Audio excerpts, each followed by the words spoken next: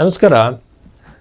ಜ್ಯೋತಿಷ್ಯದ ಬಗ್ಗೆ ರಾಶಿ ಫಲವನ್ನು ನೋಡೋದಕ್ಕೆ ಮುಂಚೆ ನೀವೊಬ್ಬರು ಜ್ಯೋತಿಷ್ಯರ ಹತ್ರ ಹೋಗ್ತೀರಾ, ಅವ್ರು ಹೇಳ್ತಾರೆ ನಿಮಗೆ ನಿಮ್ಮ ಜಾತಕವನ್ನು ನೋಡಿ, ನಿಮಗೆ ಕಾಳಸರ್ಪ ದೋಷ ಇದೆ ಅಂತೇಳಿ, ಅಥವಾ ನಿಮಗೆ ಪಿತೃದೋಷ ಇದೆ ಅಂತೇಳಿ ಯಾವ ಗ್ರಂಥದಲ್ಲಿದೆ ಅಂತ ಕೇಳಿ.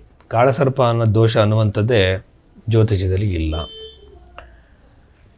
ಇನ್ನು ನೀವು ಪರಾಶರ ಮಹರ್ಷಿಯ ಬೃಹತ್ ಜಾತಕವನ್ನು ಬೃಹತ್ ಪರಾಶರ ವರಶಾಸ್ತ್ರವನ್ನು ನೋಡಿದ್ರೆ ಅಲ್ಲಿ ಜೆಮ್ ಸ್ಟೋನ್ಸು, ನ್ಯೂಮರಾಲಜಿ, ಟ್ಯಾರಟ್ ಕಾರ್ಡು, ಆಮೇಲೆ ನೀವು ಮಾಡಿಸುವಂಥ ಸುಮಾರು ಪೂಜೆಗಳಲ್ಲಿ ಇಲ್ಲವೇ ಇಲ್ಲ. ನಿಜವಾದ ಜ್ಯೋತಿಷ್ಯ ಋಷಿಮುನಿಗಳಿಗೆ ದುಡ್ಡು ಮಾಡುವಂಥ ಅಗತ್ಯ ಇರಲಿಲ್ಲ. ಅವ್ರೇನು ಮಾಡಿದ್ರು ಅಂದರೆ ಜನಗಳ ಒಂದು ವ್ಯಕ್ತಿತ್ವನ ಮೇಲೆ ತರಬೇಕಾಗಿತ್ತು.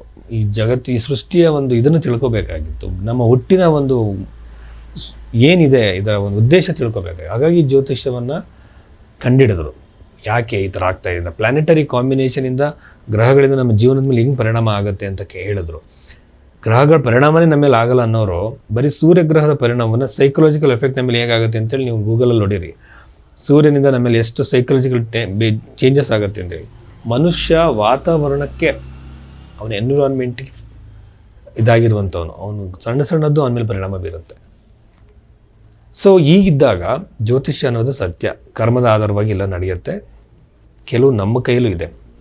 ಆ ರೀತಿಯ ಪರಿಹಾರ ನೀಡೋರು ಜ್ಯೋತಿಷ್ಯ. ಹಂಗೆ ಜಾತಕವನ್ನು ನೋಡಿ ಹಾಗೆ ನಿಮಗೆ ಗೈಡ್ ಮಾಡಬೇಕು. ನಿಮ್ಮ ಹಣೆ ಬರನೇ ಬದಲಾಯಿಸ್ತೀನಿ, ನಿಮ್ಮನ್ನು ಕೋಟ್ಯಾಧಿಪತಿ ಮಾಡ್ತೀನಿ ಅನ್ನೋದು ಜ್ಯೋತಿಷ್ಯ ಅಲ್ಲ. ಇದನ್ನು ಗಮನದಲ್ಲಿ ಇಟ್ಕೊಳ್ಳಿ. ಈ ಬಗೆಯಲ್ಲಿ ಜಾತಕವನ್ನು ತೋರಿಸಿದ ತಕ್ಷಣ ಹೇಳುವಂಥವನ್ನಲ್ಲ. ಅದರಲ್ಲಿರುವ ಈ ಒಂದು ಮಕರ ರಾಶಿಯಲ್ಲಿ ಹುಟ್ಟಿರುವಂಥವ್ರಿಗೆ ಈ ವಾರ ಫಲವನ್ನು ನಾವು ಹೇಳೋದಾದರೆ ಹಲವಾರು ಅದೇ ಹೇಳ್ಬೋದು. ಇಂಡಿವಿಜುವಲ್ ಜಾತಕ ನೋಡಿದಾಗ ನಾವೇನು ಮಾಡ್ತೀವಿ, ದಶೆ ನೋಡ್ತೀವಿ. ದಶೆಯಲ್ಲಿ ದಶಾ ಸೀಕ್ವೆನ್ಸಲ್ಲಿ ದಶೆ, ಅಂತರ್ದಶೆ, ಪ್ರತ್ಯಂತರ ದಶೆ, ಪ್ರಾಣ ದಶೆ ಅಂತೆಲ್ಲ ನೋಡಿ ಇವೆಂಟ್ನ ಹೇಳ್ತೀವಿ. ರಾಶಿಯಲ್ಲಿ ಏನು ಮಾಡ್ತೀವಿ, ರಾಶಿ ಫಲವನ್ನು ಕೂಡ ಗ್ರಹಗಳ ಒಂದು ಬದಲಾವಣೆಯಿಂದ ಹೇಳ್ತೀವಿ. ಬಟ್ ಫಲವನ್ನು ನಿರ್ಧಾರ ಮಾಡುವಾಗ ಎಕ್ಸಾಕ್ಟಾಗಿ ಎಲ್ಲ ಕಡೆಯಿಂದ ಇಂಡಿಕೇಷನ್ ಇರಬೇಕು. ಡಾಕ್ಟರ್ ಹತ್ರ ಹೋದಾಗ ಬ್ಲಡ್ ಟೆಸ್ಟು, ಸ್ಕ್ಯಾನಿಂಗು, ಅದು ಎಲ್ಲ ಒಂದೇ ತೋರಿಸಿದಾಗ ಆ ಪ್ರಾಬ್ಲಮ್ನ ಕಂಡುಹಿಡಿತಾರಲ್ವ.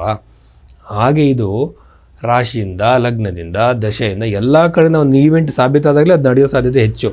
ಬಟ್ ರಾಶಿಯಲ್ಲಿ ನಿಮಗೆ ಫಾರ್ ಎಕ್ಸಾಂಪಲ್ ಈ ರಾಶಿಯವರಿಗೆ ವಿವಾಹದ ಯೋಗ ಇದೆ, ತುಂಬ ಚೆನ್ನಾಗಿದೆ ವಿವಾಹದ ಯೋಗ. ಇದಕ್ಕೇನೇನು ಕಂಡೀಷನ್ಸ್ ಅಪ್ಲೈ ಆಗುತ್ತೆ ಅಂದರೆ, ಒಂದು ಸಪ್ತಮದಲ್ಲಿ ಗುರುಗ್ರಹ ಇದೆ, ಇನ್ನೊಂದು ಅವ್ರಿಗೂ ಸಪ್ತಮ 3ನೇ ರೌಂಡಿಗೆ ಬಂದಿರಬೇಕು, 3ನೇ ರೌಂಡ್ ಬರೋಕ್ಕೆ 24 ವರ್ಷ ದಾಟಿರಬೇಕು. ಆಮೇಲೆ ದಶೆಯಲ್ಲಿ ಕೂಡ ನಿಮಗೆ ಒಳ್ಳೆ ಗ್ರಹ ಬಂದಿರಬೇಕು. ಎಲ್ಲ ಸೇರ್ಕೊಂಡು ಒಂದೊಂದು ಪಾಯಿಂಟ್ ನೋಡಿ ಒಂದು ರಿಸಲ್ಟ್, ಒಂದು ಪ್ರೆಡಿಕ್ಷನ್ ಕೊಡ್ಬೋದು. ಇದಕ್ಕೆ ಜ್ಯೋತಿಷ್ ಅಂತ ಹೇಳ್ತಾರೆ. ಸುಮ್ಮನೆ ಕೆಲವರು ಹೇಳ್ತಾರೆ ಈ ರಾಶಿನ ನೀವು ಹಿಂಗೆ ಅಂತಾರೆ, ಆಗಲ್ಲ. ಹಂಗೆ ಪ್ರೆಡಿಕ್ಷನ್ನ ಈಸಿಯಾಗಿ ಕೊಡೋಕ್ಕಾಗಲ್ಲ. ಕಂಪ್ಯೂಟ್ರಿಂದ ಅಂತೂ ಪ್ರೆಡಿಕ್ಷನ್ ಕೊಡೋಕ್ಕೆ ಸಾಧ್ಯ ಇಲ್ಲ. ಹಾಗಾಗಿ ನಾನು ಕಂಪ್ಯೂಟರ್ ಜಾತಕಗಳನ್ನ ನಂಬಬೇಡಿ ಅಂತ ಹೇಳ್ತೀನಿ. ಒಂದು ನಿಮಗೆ ಇದಕ್ಕೋಸ್ಕರ ಇಟ್ಕೊಳ್ಳಿ, ಒಂದು ರೆಫರೆನ್ಸಿಗೆ. ಯಾವುದೇ ಕಾರಣಕ್ಕೂ ನೀವು ಅದನ್ನು 100% ನಂಬೋಕ್ಕೆ ಹೋಗಬೇಡಿ. ಇದನ್ನು ಗಮನದಲ್ಲಿ ಇಟ್ಕೊಳ್ಳಿ. ವಿವಾಹದ ಸಾಧ್ಯತೆ, ಎಂಗೇಜ್ಮೆಂಟ್ ಸಾಧ್ಯತೆ, ಮದುವೆಯ ಸಾಧ್ಯತೆ ಅತಿ ಹೆಚ್ಚಾಗಿದೆ. ಗಂಡ ಹೆಂಡತಿ ದೂರ ಆಗಿ ಡಿಸ್ಪ್ಯೂಟ್ ಇದ್ರೂ ಸರಿಯಾಗೋ ಸಾಧ್ಯತೆ ಇದೆ. ಆಮೇಲೆ ಇಂಟರ್ವ್ಯೂ ಕೊಡ್ತಿದ್ರೆ, ಜಾಬಿಗೆ ಟ್ರೈ ಮಾಡ್ತಿದ್ರೆ, ಹೊಸ ಜಾಬ್ನ ಹುಡುಕ್ತಾ ಇದ್ದರೆ, ವಿದೇಶದಲ್ಲಿ ಜಾಬ್ ಹುಡುಕ್ತಿದ್ರೆ ನಿಮಗೆ ಹೆಚ್ಚು ಲಾಭ ಆಗುತ್ತೆ.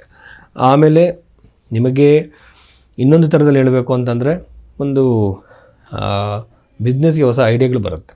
ಪ್ರಾಪರ್ಟಿ ಖರೀದಿ ಮಾಡೋಕ್ಕೆ ಅವಕಾಶಗಳು ಬರುತ್ತೆ. ಹೊಸ ಪ್ರಾಪರ್ಟಿನ ಖರೀದಿ ಮಾಡೋ ಸಾಧ್ಯತೆ ಇರುತ್ತೆ.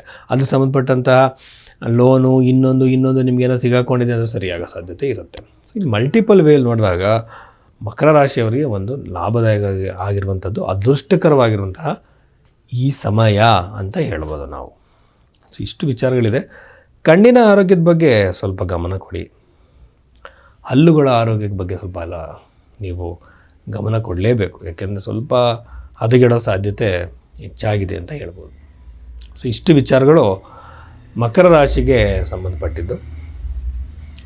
ಕೆಲವರಿಗೆ 11ನೇ ಮನೆ ಚೆನ್ನಾಗಿರೋದ್ರಿಂದ ಇನ್ವೆಸ್ಟ್ಮೆಂಟಿಗೂ ಕೂಡ ಭಾಳ ಒಳ್ಳೆಯ ಒಂದು ಟೈಮ್ ಅಂತ ನಾನು ಹೇಳ್ತೀನಿ. ಇನ್ವೆಸ್ಟ್ ಮಾಡೋದಕ್ಕೆ ಸುಸಮಯ ಇದು. ಖಂಡಿತ ಇನ್ವೆಸ್ಟ್ಮೆಂಟ್ ಮಾಡ್ಬೋದು. ಯಾವುದಕ್ಕೆ ಮಾಡಬೇಕು ಅಂದರೆ ಚತುರ್ಥಾಧಿಪತಿ ಕುಜಗ್ರಹ ಆಗಿರೋದ್ರಿಂದ ನೀವು ರಿಯಲ್ ಎಸ್ಟೇಟಿಗೆ ಮಾಡ್ಬೋದು. ಪ್ರಾಪರ್ಟಿ ಮೇಲೆ ಇನ್ವೆಸ್ಟ್ಮೆಂಟ್ ಮಾಡೋದೇ ಒಳ್ಳೆಯದು. ತುಂಬ ಜನ ಸೈಂಟಿಫಿಕ್ಕಾಗಿ ಅದನ್ನೇ ಹೇಳ್ತಾರೆ. ಮಕರ ರಾಶಿಯವರಿಗೆ ನನ್ನ ಪ್ರಕಾರ ಭೂಮಿಯಿಂದ ಭಾಳಷ್ಟು ಲಾಭ ಬರುತ್ತೆ. ಈ ವಾರ ಫಲದಲ್ಲಿ 24ರಿಂದ 30ರವರೆಗೆ ನಾವು ನೋಡಿದಂಥದ್ದು ಇಂಡಿಕೇಷನ್ಸು. ಸೊ ಇಂಡಿಕೇಷನ್ಸು ಸಣ್ಣದಾಗೂ ಆಗ್ಬೋದು, ದೊಡ್ಡದಾಗೂ ಆಗ್ಬೋದು. ಬಟ್ ಎಕ್ಸಾಕ್ಟಾಗಿ ನಾವು ಹೋಗಬೇಕು ಅಂದರೆ ರಾಶಿ, ಲಗ್ನ, ಉಪಪಾದ ಲಗ್ನ, ಸ್ಪರ್ಶ ಲಗ್ನ, ಆಮೇಲೆ ಸೂರ್ಯ ಲಗ್ನ, ಎಲ್ಲದರಿಂದನೂ ಅದು ಅದೇ ಬರಬೇಕು. ಆಮೇಲೆ ಹಸ್ತರೇಖೆಗಳು ಹಂಗಿರಬೇಕು. ಆಮೇಲೆ ಪ್ರಶ್ನೆಶಾಸ್ತ್ರ ಎಲ್ಲ ಒಂದು ಕಡೆ ಒಂದು ಗುರಿಯನ್ನು ತೋರಿಸಿದಾಗ 100% ಆ ಕೆಲಸ ಆಗೇ ಆಗುತ್ತೆ. ಆವಾಗ ಅದನ್ನು ಕಂಡುಹಿಡಿಯೋದು ಹೇಗೆ? ನಿಮ್ಮ ಜಾತಕವನ್ನು ವಿಶ್ಲೇಷಣೆ ಮಾಡಬೇಕು, ಟೈಮ್ ತೊಗೋಬೇಕು, ವರ್ಕ್ ಮಾಡಬೇಕು. ಸುಮ್ಮನೆ ಮುಖ ನೋಡಿದ ತಕ್ಷಣ ಹೇಳೋಂಥ ಜ್ಯೋತಿಷ ಎಲ್ಲ ಸುಳ್ಳು. ಇದೊಂದು ಮ್ಯಾಥಮೆಟಿಕ್ಸು, ಇದು ಕ್ಯಾಲ್ಕುಲೇಷನ್ನು. ಇದನ್ನು ಮಾಡ್ಬೋದು. ಇದನ್ನು ಮಾಡೋದಕ್ಕೆ ಟೈಮ್ ಬೇಕು. ಹಾಗಾಗಿ ನೀವು ಭೈರವಿ ಆಸ್ಟ್ರೋದಲ್ಲಿ ಇದನ್ನು ಬುಕ್ ಮಾಡಿ. ಯಾರ ಹಣೆಬರಹನ ಚೇಂಜ್ ಮಾಡೋಕ್ಕಾಗಲ್ಲ, ನಿಮ್ಮ ಹಣೆಬರಹನ ಜೀವನವನ್ನು ಚೇಂಜ್ ಮಾಡೋಕ್ಕಾಗಲ್ಲ, ಪರಿಣಾಮ ಕಡಿಮೆ ಮಾಡ್ಕೋಬೋದು. ಆ ಥರದ ಗೈಡೆನ್ಸ್ ನಾವು ಕೊಡ್ತೀವಿ. GeM stones, numerology, tarot card, ಆಮೇಲೆ ದೊಡ್ಡ ದೊಡ್ಡ ಪೂಜೆಗಳನ್ನ ನಾವು ಸಜೆಸ್ಟ್ ಮಾಡಲ್ಲ. ನಮಸ್ಕಾರ.